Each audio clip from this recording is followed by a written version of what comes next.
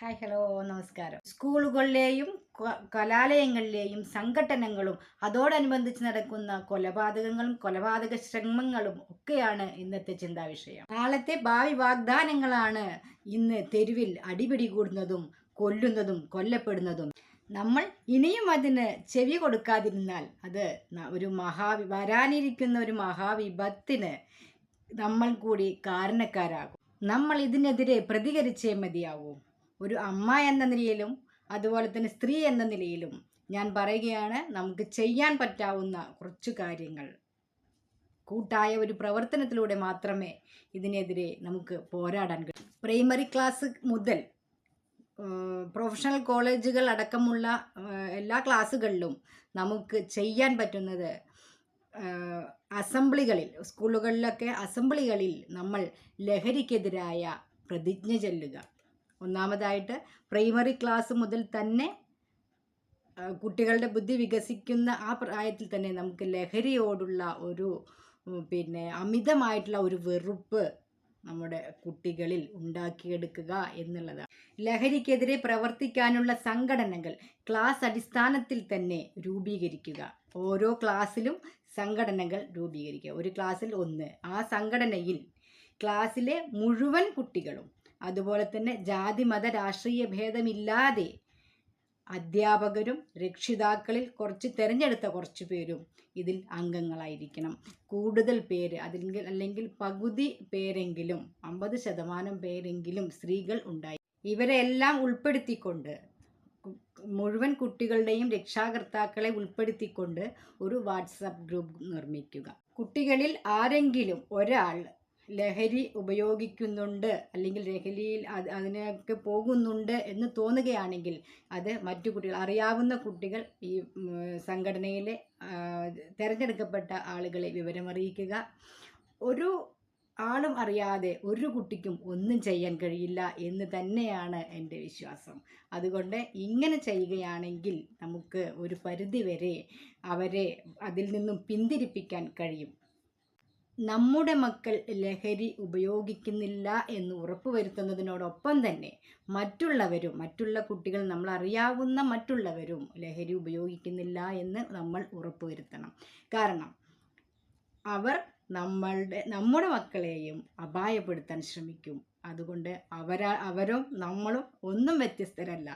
അവരുപയോഗിച്ചാലും നമ്മുടെ മക്കൾക്കും നമ്മൾക്കും ഈ സമൂഹത്തിന് തന്നെയും ആപത്താണ്. അതുകൊണ്ട് നമ്മുടെ കാര്യം മാത്രം നോക്കാതെ മറ്റുള്ളവരും അങ്ങനെ ചെയ്യുന്നതിൽ നിന്ന് പിന്തിരിപ്പിക്കും. അതുപോലെ ഗ്രാമപ്രദേശങ്ങളിലും നഗരപ്രദേശങ്ങളിലും എല്ലാം തന്നെ 100ഓളം വീടുകൾ ഉൾപ്പെടുത്തി, കുറച്ച് അങ്ങോട്ടോ ഇങ്ങോട്ടോ ആവാം, പക്ഷേ 100ഓളം വീടുകളൊക്കെ ഉൾപ്പെടുത്തിയിട്ട് ഒരു ഗ്രൂപ്പ് നിർമ്മിക്കുക. അവരുടെ പ്രവർത്തനം, ആ വീട്ടിലെ എല്ലാവരും ഇതിൽ അംഗങ്ങളായിരിക്കുകയും 1-2 പേർ എല്ലാ ഗ്രൂപ്പുകളിലും ചർച്ചയ്ക്ക് പങ്കെടുക്കുകയും ചെയ്യണം.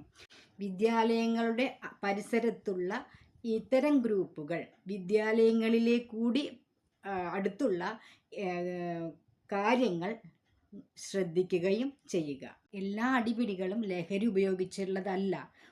വർഷങ്ങൾക്ക് മുൻപും അടിപിടികളൊക്കെ ഉണ്ടാവാറുണ്ട്. പക്ഷെ അതൊന്നും തന്നെ കൊലപാതകങ്ങളിലേക്ക് നയിച്ചിരുന്നില്ല. അവിടെയെല്ലാം മുതിർന്നവർ ഇടപെട്ട് പരിഹരിക്കുമായിരുന്നു. ഈ ചെറിയ പ്രശ്നങ്ങളാണ് വലുതായിട്ട് കൊലപാതകങ്ങളിലേക്കൊക്കെ എത്തിച്ചിരുന്നത്. അല്ലാതെ ഒരു ദിവസം കൊണ്ടല്ല ഈ കൊലപാതകങ്ങൾ നടക്കുന്നത്. ഘട്ടം ഘട്ടമായിട്ടാണ് ഇവർ ഈ കൊലപാതകങ്ങളിലേക്ക് എത്തിച്ചേരുന്നത്. ഇന്ന് ഇവിടെ വെച്ചടിക്കുന്നു, നാളെ കുറച്ച് അപ്പുറത്തേക്ക് വെച്ചടിക്കുന്നു, അതിൻ്റെ ബാക്കി വീണ്ടും വീണ്ടും അങ്ങനെയാണ് ഈ കൊലപാതകങ്ങളിലേക്ക് എത്തിപ്പെടുന്നത്. അപ്പോൾ ഈ വഴികളിലൊക്കെ തന്നെയും, ഈ കൊലപാതകങ്ങളിലേക്ക് എത്തിച്ചേരുന്ന വഴികളിലൊക്കെ തന്നെയും ധാരാളം പേർ ഇതറിയാവുന്ന കുട്ടികളും മുതിർന്നവരും ഒക്കെ ഉണ്ടായിരിക്കും. പക്ഷേ ആരും പുറത്തു പറയാറില്ല, അതൊന്നും കാര്യമായിട്ട് എടുക്കാറുമില്ല. പക്ഷെ ഈ പേപ്പറിലൊക്കെ വരുമ്പോൾ മാത്രമാണ് അയ്യോ ഇതങ്ങനെ ആയിരുന്നു. ഇപ്പം ഈ പേപ്പറിലൊക്കെ കണ്ടിട്ടുള്ള ആ ഇത് തന്നെ എത്രയെത്ര മാധ്യമങ്ങളിലാണ്, സമൂഹ മാധ്യമങ്ങളിൽ വൈറലായിട്ട് ഓടിക്കൊണ്ടിരിക്കുകയാണ്. ഇതൊക്കെ ആൾക്കാർ കണ്ടതാണ്.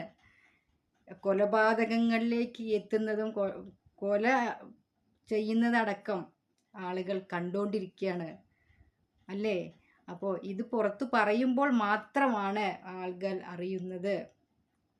ഇത് ഒരു ചെറിയ പ്രശ്നം ആയിരിക്കുമ്പോൾ തന്നെ തിരിച്ചറിഞ്ഞ് അത് മുതിർന്നവരോ ബാക്കിയുള്ളവരോ ആരെങ്കിലും അതിന് പരിഹാരം കണ്ടിരുന്നെങ്കിൽ ഇത്രത്തോളം വലുതായി വരില്ലായിരുന്നു. അവിടെയാണ് ഈ ഗ്രൂപ്പുകളുടെ പ്രസക്തിയേറുന്നത്.